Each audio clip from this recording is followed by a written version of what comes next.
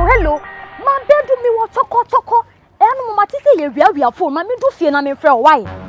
Really?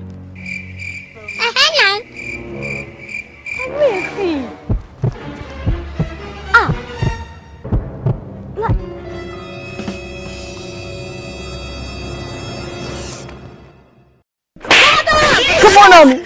Come pull on your pure. Yanya ni awe agesi choko julo so yo be. O like be aju be. Come on aba. Foolish boy. Hold go. Hold the kind of show. Na pull on your pure. Nya na awe ni bi ko make choko bi ai. Ade wo julo so yo be. Foolish. Ama na bona kan ko. Nya fute ma.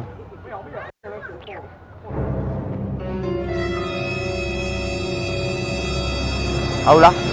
Do phone ene. Mpacho me nti wo kasa no. Oh, asuma we ncho call ya shop.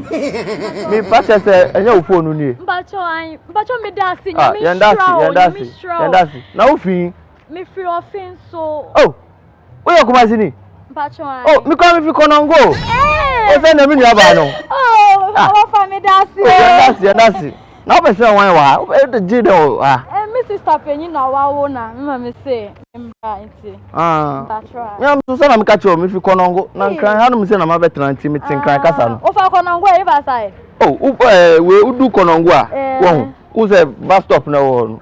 Oh no na me te. Me be a block share.